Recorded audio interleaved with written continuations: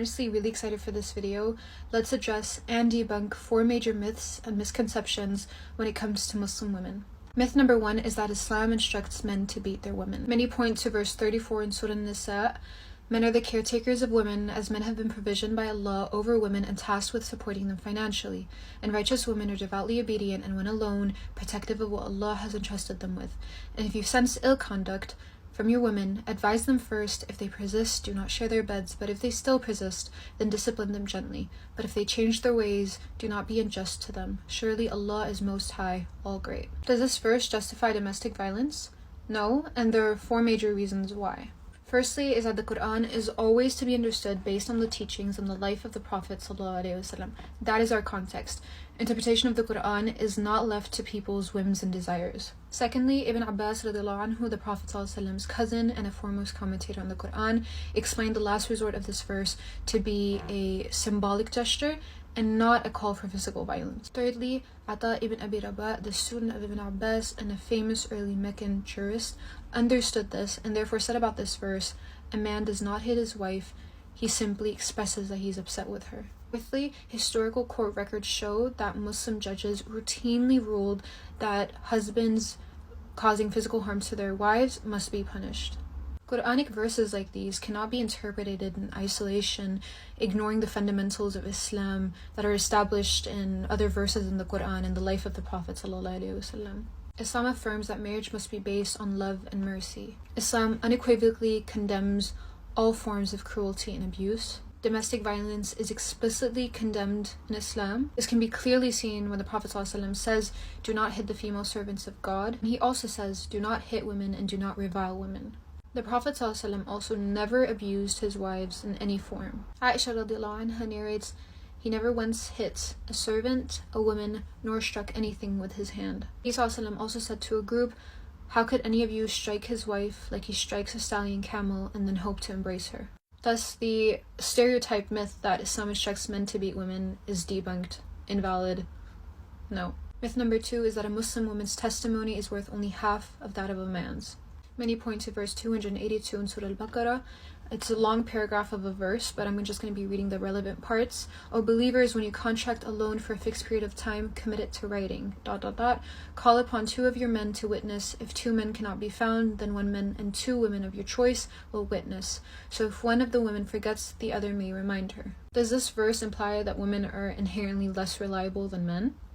No. There are 2 main reasons for this. Firstly is that women were heavily involved in riwayah or hadith narrations. A hadith are narrations of the Prophet ﷺ's actions or words and a second major source of Islamic law after the Quran. Male and female narrations were equally reliable based only on integrity and reliable memory. Narrations required the greatest care and the need for reliability in testimonies. Aisha radiallahu anha, the wife of the Prophet ﷺ, was among the top 5 narrators of the hadith. Secondly, reliability was based on experience, not gender. In the socio-cultural context of the time, men were more involved in the public realm, so political and socioeconomic spheres, and women were more involved in the private realms or domestic spheres.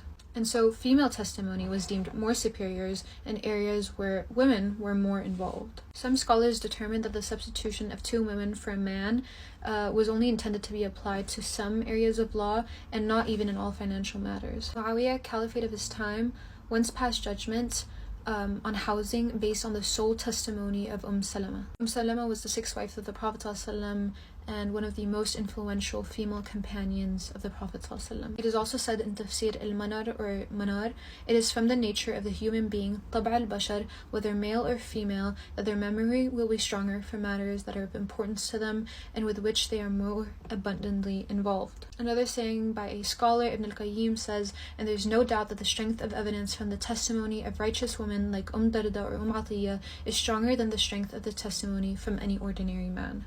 And so no, Islam does not consider the testimony of a woman inherently less reliable than that of a man. Myth number 3 out of 4 is that Islamic inheritance law favors men over women. Many point to verse 11 in Surah An-Nisa, which is also a long one, so I'll only read the relevant part. Allah commands you regarding your children, the share of the male will be twice that of the female. If you leave only 2 or more females, their share is 2/3 of the estate, but if there's only 1 female, her share will be 1/2.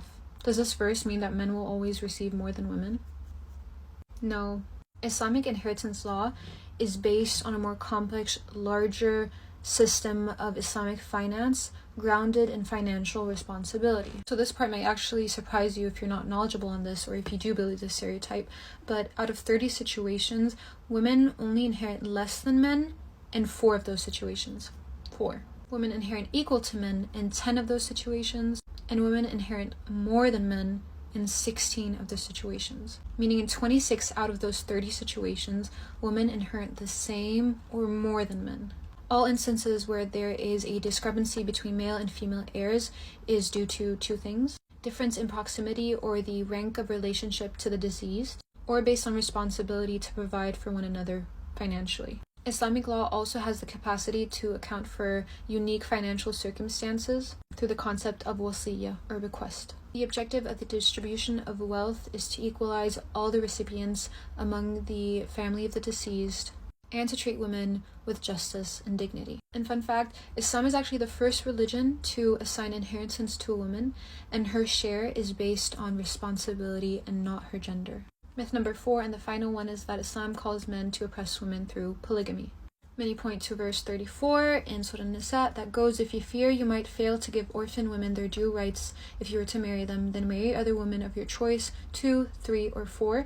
But if you are afraid you will fail to maintain justice, then content yourselves with one or those bondwomen in your possession. This way you are less likely to commit injustice." So does this verse call for polygamy? Polygamy, or more accurately polygyny, is a practice that predates Islam and was prevalent in pre-Islamic Arabia. This verse didn't establish nor encourage polygyny. If anything, it came and it restricted it to encourage the fair treatment of women. Aisha radiallahu anha said it was the custom of Arabs who had under their custody beautiful and rich orphan girls to marry them without offering their fair dower. And so this verse in Surah Nisa was revealed, came down, and ensured the protection of the orphans that were at risk of abuse by their male guardians by terminating the practice of taking advantage of orphans. This verse also stipulates that multiple wives must be treated fairly. And verse 129, also in Surah Nisa, shows that men can never be perfectly fair. Meaning, if the wives cannot be naturally treated fairly, the Quran is indirectly stating that monogamy is preferred. Islam placed restrictions on polygamy to ensure the justice of women.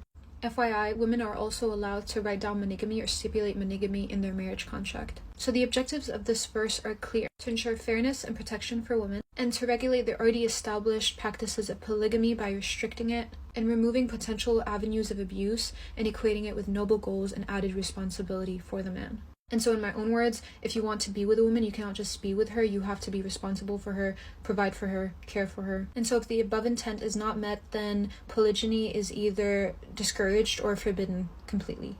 I also want to note that polygamy is not exclusive to Islam, nor even a predominantly Muslim thing. In India, for example, there are more groups of people that are Hindu and Adivasis that are in polygamous relationships than those of Muslims. Polygamy is also legalized in predominantly Christian states: Uganda, Zambia, Central African Republic, and the Republic of Congo. Would you also like to know the number of polyamorous relationships in the US in 2014?